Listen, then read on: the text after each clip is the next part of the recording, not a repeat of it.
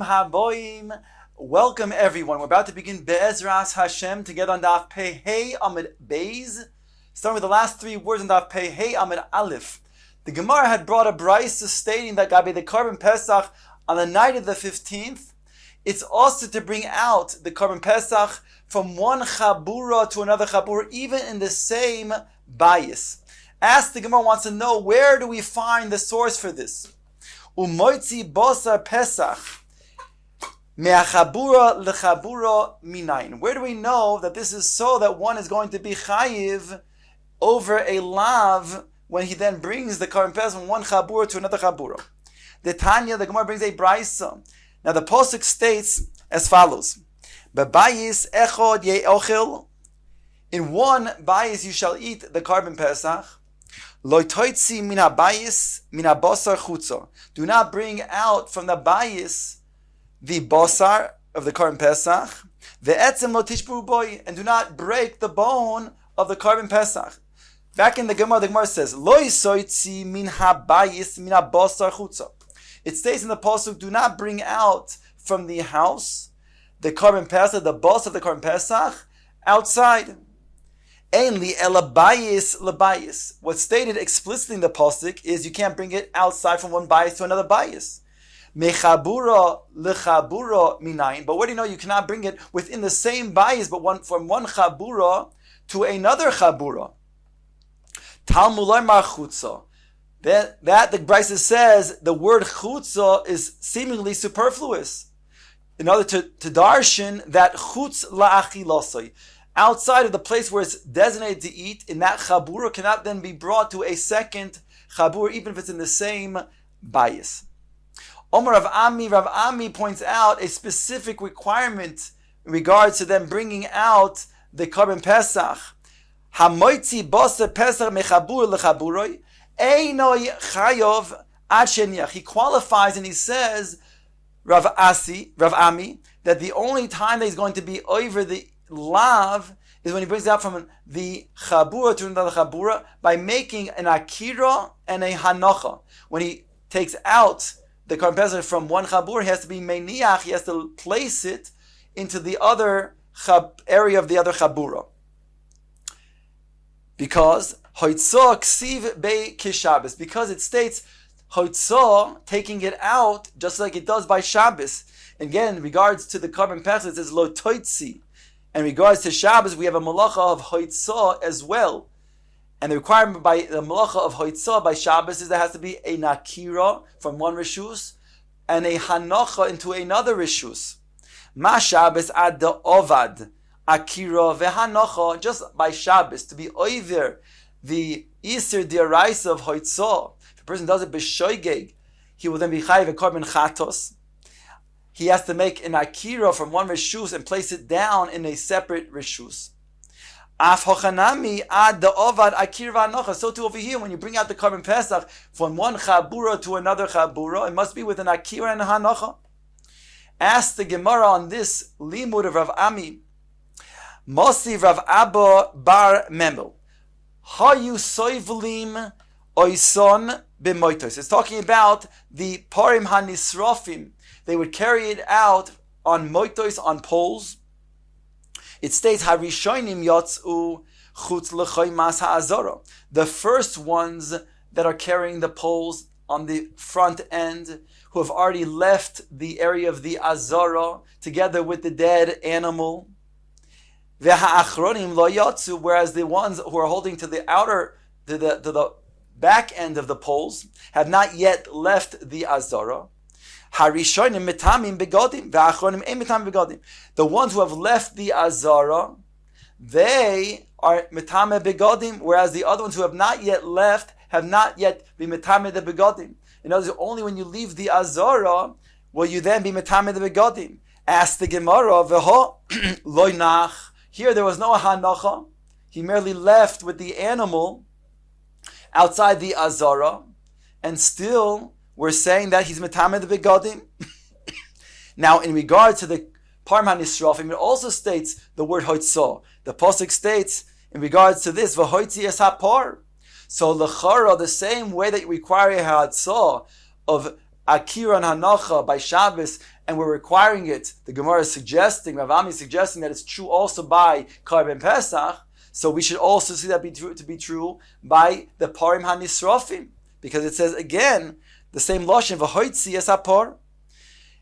Says the Gemara, who moisiv lo v'mefarik lo. He asked the question, Rav Abba Bar Memel on Rav Ami, and he answered his own question. Begroren, meaning to say, they drag, either it's literally they drag the carcass that is hanging over, or even if they don't drag the actual carcass, but it becomes within 3 tfachim of the ground, whereby it's considered to be a hanocha. And therefore you have both an akira and a hanocha. It's not a kasha of Ram Ami that states that the current Pesach, to be brought from one chabura to another chabura, is going to be over the lav, requires a hanoch, an akira and a hanocha. The Gemara brings the next Mishnah.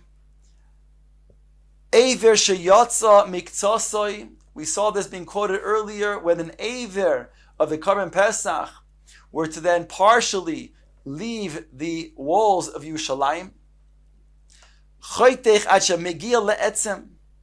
Then the procedure is, since there's a mitzvah aseh to eat the meat that is permissible and kosher, so what you do is, since there's part of the aver that had left and becomes posel, so cut the meat down until the bone, around that area, and then then pull back the meat that has not gone outside of the wall of Yerushalayim up until the perek of where the bones meet, and then then break the bone. That's in regards to the Karban Pesach. When it comes to Shar Karbanos, if it's Kachim Kalim, then also when it leaves the wall of Yerushalayim, or if it's Kachim Kadoshim, then if it leaves already the Azara, here the procedure is Koititz Bekoifitz.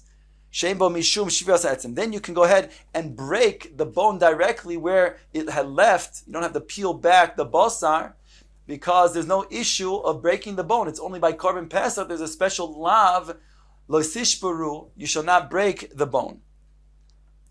The Sefer of the Mishnah goes on to say, Mina agaf velifnim kelifnim. What is considered to be part of inside of Yerushalayim, or part inside of the Azara? So it says over here in the Mishnah, from the agaf and inwards is going to be considered to be inside of Yerushalayim. Now, the agaf vilifnim refers to the inner edge of where you would close the wall, the doors. That is considered to be now that inner edge, and inwards would be considered to be then Yerushalayim. Mina agav vilachutz kilachutz, but from the outer edge and outwards, that's already considered to be outside of Yerushalayim, or also outside of the Azara. Hachaloinois ve'oive hachoima kilifnim.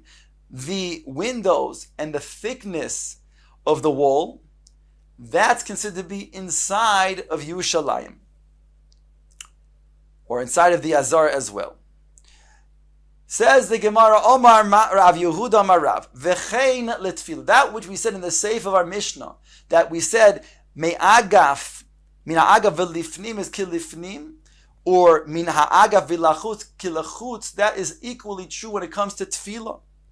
Dahainu, when it comes to tefillah, and you need to then make a minyan, and you have 9 inside, if the 10th is going to be from the agav v'lifnim, then it's considered to be together with the rest of those who are inside, and therefore they make a minyan. However, if the 10th one is on the outer edge, then he cannot be then mitzdaref to the minyan.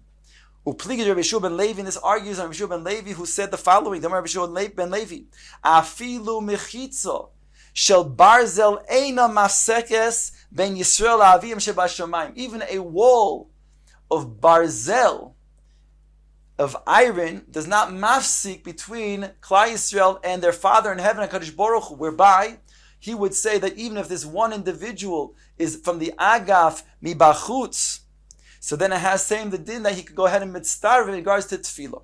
So therefore, he would argue on this, saying that this is equally true when it comes to tefillah. Says the Gemara, Ha gufa kasha. We have an internal stira in the Mishnah, because if you make diyukim in the Mishnah, you'll come out to be having the following contradiction. Ha gufa kasha. Amris, you stated in the Mishnah, Mina aga velifnim kilifnim. When it's going from the inner edge of the doorway, inside is considered to be inside. Then ha agaf atzmo kilachutz. The diyuk would be the agaf itself, that space of the doorway itself, between the inner and the outer edge. That would be, that whole space would be considered to be kilachutz. However, you have an opposing diuk from the seifa. Ema seifa mina agaf velachutz kilachutz. The outer edge of the agaf, it has the din of lachutz, from the is considered to be outside. Ha agaf atzmo kilifnim. But the agaf itself, that area where the door is closed, that whole area would then be considered to be limilifnim. So we have a contradiction. Is it the agaf itself kilachutz or kilifnim? Says Gemara, lo kashya, it's not a difficulty, because kan b'sharei azara, kan b'sharei Yerushalayim. In the azara, so then the agaf is like kibifnim. And in the sharei Yerushalayim, the agaf is kibelachutz. The Omar Rabbi Shmuel, we have a support for this. The Omar Rabbi Shmuel bar Rabbi Yitzchok. Mipnei ma lo niskadshu sharei Yerushalayim. Why were they not mekadesh the sharei Yerushalayim, and we consider it to be then, therefore, mibachutz? Because mipnei shemitzaroin magini tachteim bechamo. Mipnei acham mishom mipnei ageshom. The mitzaroim have to leave all three machanos. So therefore, in order for them to get refuge from the hot sun or from the rain, they made that the Sharei Yerushalayim, the agaf itself, is considered kilachutz, whereby they can go ahead and get refuge, be protected from the elements. So this supports what we just said, that the Sharei Yerushalayim is kibachutz. The Omer Rabbi Shmuel bar Rabbi Yitzchok goes on to say, ma lo niskanchu shar Nikanor. Why were they not mekadesh shar Nikanor? Now shar Nikanor was on the east side of the Azorah. And there, it was the only thing that was not niskandesh. The rest of the Azorah was niskandesh, and the other Sha'arim as well. So why was Shar Nikanor left out? To which he explains, Mipnei shemitzaroin oimdim shom umachnisim bohoinos yadam. It states that the mitzaroim, after they went through the whole purification process, they got to the 8th day, they still needed dam to be put on their right thumb. Truthfully, also on their right toe, a big toe, as well as the right ear lobe. So it states over here, in order to allow the mitzaraim to get the dam on the boyhen yadam, it states over here, that thumb, they would have to still stay outside of the azar. They were not allowed to go inside of the azar. If they would, they'd be held accountable and chayiv kares. But by standing outside and then putting their thumb inside, that would be permissible to again get the dam on the thumb, since the dam also cannot leave the azara. So therefore, they were not niskadesh shar nikanor, which is a proof that although the other parts of the azara, the other sha'arim of the azara, were indeed niskadesh, and therefore they had the din of kibifnim, the shar nikanor was an exception.